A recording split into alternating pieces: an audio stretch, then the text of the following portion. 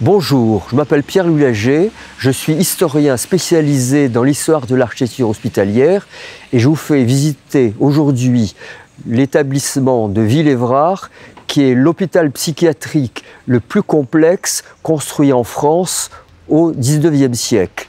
Suivez-moi.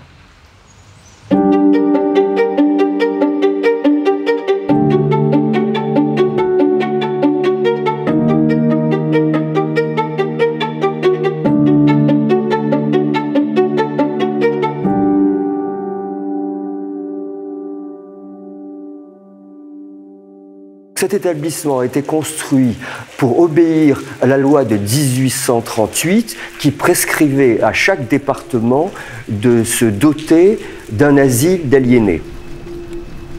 À l'époque, Villévrard était en pleine campagne par rapport au faubourg de Paris qui s'attendait. Et cette situation en pleine campagne était précieuse parce que les hygiénistes de l'époque étaient persuadés que le bon air de la campagne, ajouté à la nécessité qui à l'époque était considérée comme impérieuse d'éloigner les malades de leur famille, permettrait d'avoir de meilleurs résultats thérapeutiques. On a acquis un domaine agricole avec une ferme, parce que comme ça, directement, on pouvait faire travailler les asiles d'aliénés sur les terres qui dépendaient de la ferme, et ainsi arriver à améliorer leur santé, puisqu'on pensait que le travail avait des vertus thérapeutiques.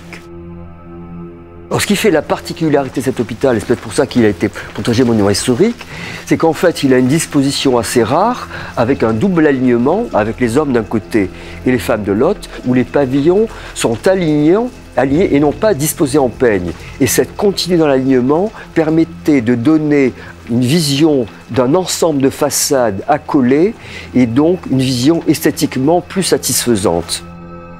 Dans chaque quartier était un type de malade. On séparait les fous furieux, les mélancoliques, ça c'est un terme de l'époque, les maniaques, et puis bien sûr on mettait aussi à part pour des raisons pratiques les paralytiques. Dans un asile d'aliénés, il y avait toujours ce souci du risque de suicide par défenestration. Donc on a décidé qu'il ne fallait pas dépasser 1 ou 2 étages au maximum. Dans une disposition alignée comme ici, le jardin était non seulement ouvert sur l'extérieur, mais les jardins étaient accolés les uns aux autres. Ce qui veut dire qu'un malade qui se promenait dans un jardin voyait de la nature sur 3 côtés. Donc vous voyez, cette idée toujours, c'est d'ouvrir sur l'extérieur tout en enfermant les gens. Les hôpitaux, jusque dans les années 1930-1940, recevaient des malades indigents. Il y a certains publicistes de l'époque qui disaient on ne pouvait pas insulter l'indigence en les recevant dans une espèce de palais. Donc il fallait que l'austérité des bâtiments corresponde à la pauvreté des gens qu'ils recevaient.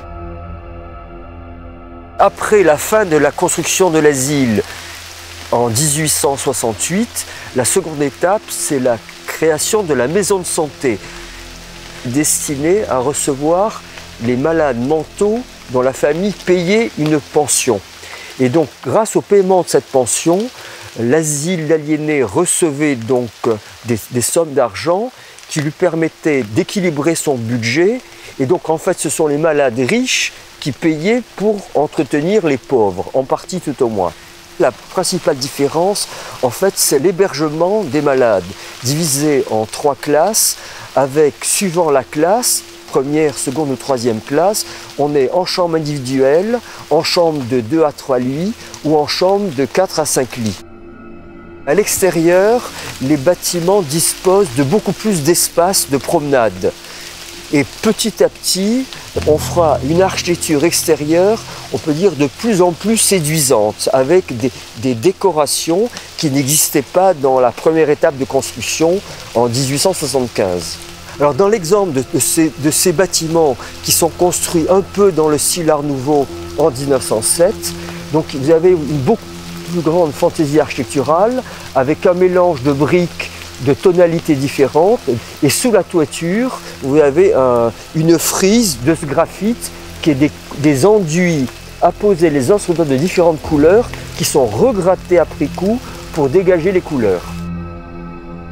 Entre la fin de la première étape et le début de la seconde, l'administration a entrepris la construction du quartier des travailleurs. Alors ce quartier des travailleurs permettait de mettre à profit un certain nombre de gens hospitalisés qui n'avaient pas de maladie mentale au sens propre et qui avaient toutes leurs facultés, notamment je pense aux épileptiques. Du coup on a construit pour eux ce quartier des travailleurs et pour qu'ils puissent travailler à divers travaux qui étaient autre chose que les travaux des champs.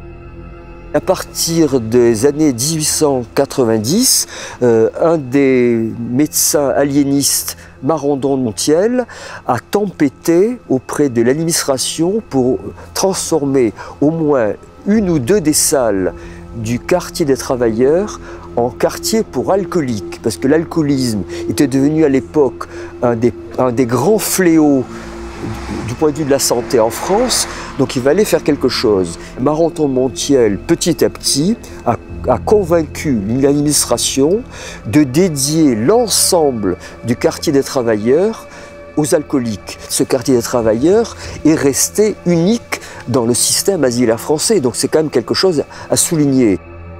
Depuis à peu près une quarantaine d'années, on a commencé à désaffecter certains des pavillons de l'hôpital de Villévrard parce que les nouvelles thérapeutiques permettent de garder moins longtemps les malades qu'auparavant et en plus, la volonté des psychiatres de rapprocher les malades de leur famille fait qu'on a créé des centres de soins en plein Paris et donc effectivement il n'y avait plus de raison de garder autant de pavillons affectés à Villévrard.